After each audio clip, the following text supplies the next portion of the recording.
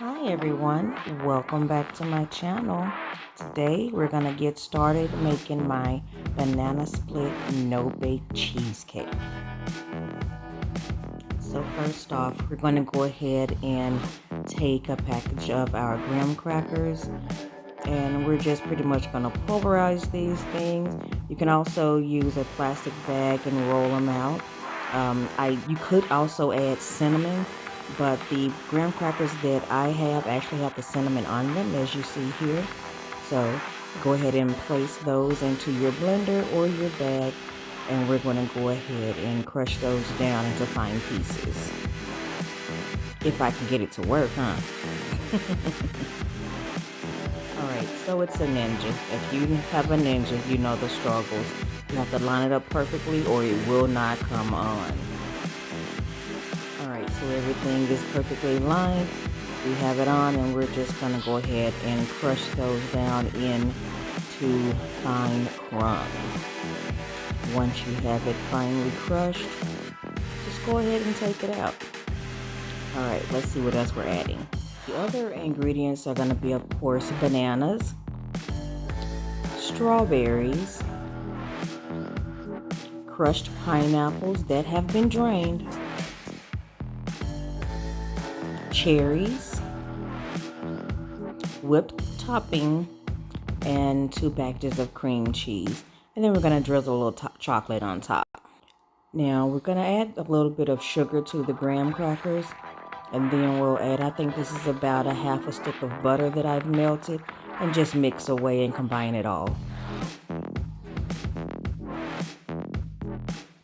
So once you've gotten it completely mixed, let's go ahead and take our casserole dish, whatever dish you're going to use, and we're going to take that mixture, place it into the dish, and we're going to firmly pack it down in the bottom. You can do this with your hands. You can lay plastic on top and press it. I just happen to have a small glass bowl around me, and I figured I'd go ahead and use it since it was sitting there. So again, just press it, pack it down firmly. Once you have everything packed firmly, place that in your refrigerator for about an hour, or you can place it in your freezer for about 20 minutes. Alright, while that crust is chilling, go ahead and take those 2 packages of cream cheese, add a little sugar to it, and again, I do not measure, but I can tell you maybe it's about half a cup of sugar, possibly a little less. You'll see that I added a little bit of lemon juice here, and then you'll also see me add banana flavor. I mean, of course it is a banana split, right? So go ahead and add that banana flavor. And we're going to go ahead and combine everything and mix it until it is completely smooth.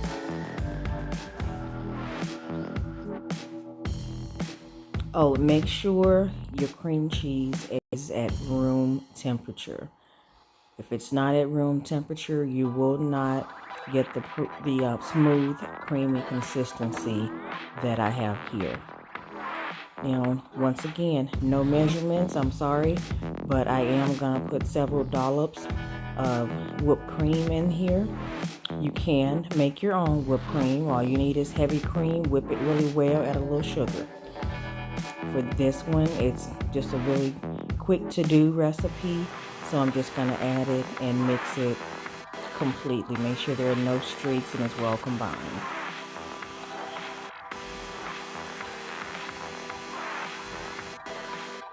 Alright, now we get to the fun part.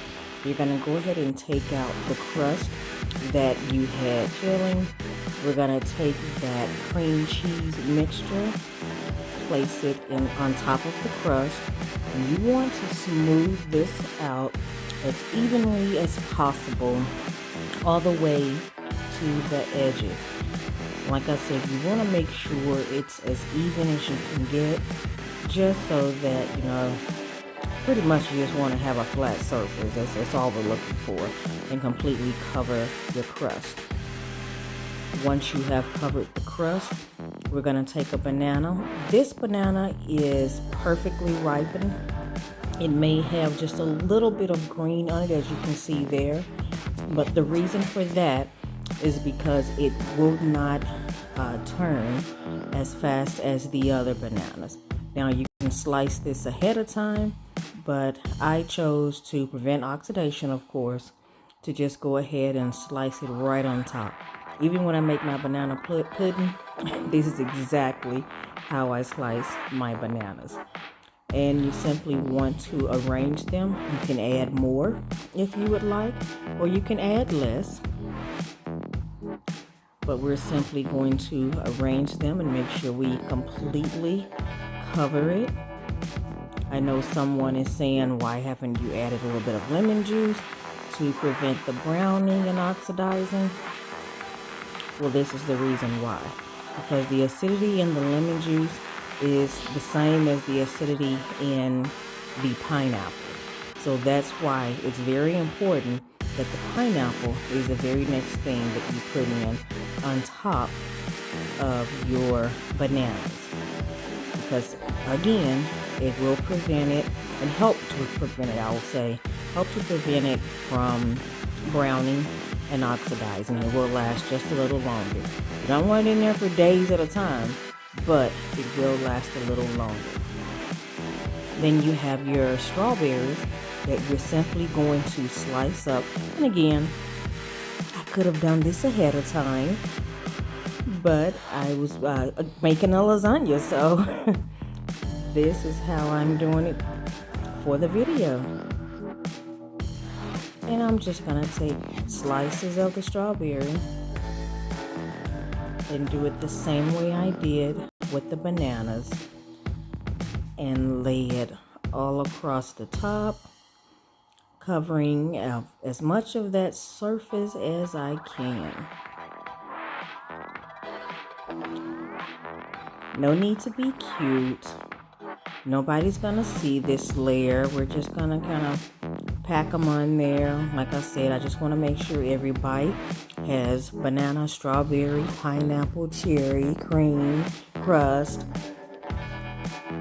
And then you'll see the chocolate drizzle in the end. So we're pretty much getting it all covered.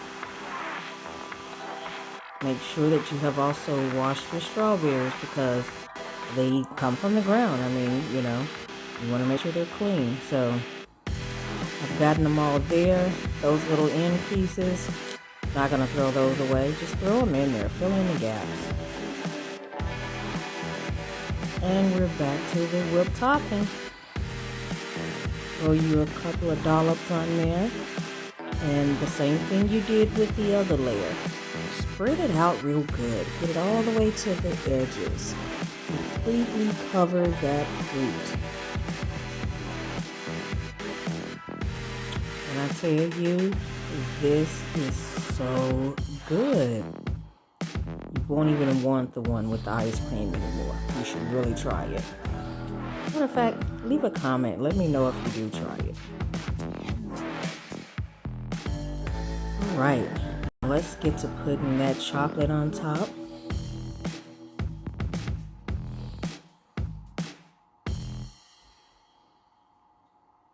Having a hard time with the cherries, never mind me. And then the chocolate. Alright, in any design you choose, take your chocolate topping and just smear it across the top. You can do a box design or you can just do a quick drizzle across the top the way that I am doing here. It is already starting to look so beautiful right now. Also, you could add nuts if you would like. Anything that you would put on your banana split, if you were to order one from maybe Dixie Queen or Sonic or wherever, you make this one the exact same way. If you use the marshmallow topping, use the marshmallow topping. If you put hot fudge on it, put your hot fudge on it. Even if you drizzle with caramel, put your caramel on top. This is just what I'm using for mine. So if you see, I went ahead and put me a couple of cherries on top the same way I would do my own. I don't prefer nuts. And I'm just going to take one of my larger strawberries, do just a few slices, just to make a little bit of a strawberry floral design. And that's it. Nothing more, nothing less. Sit it right on top and we're done. Gorgeous.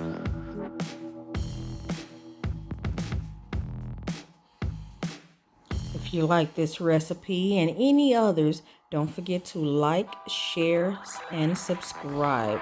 And also hit the notification bell so you will know the next time I post one of my awesome recipes. Love you lots. Bye-bye.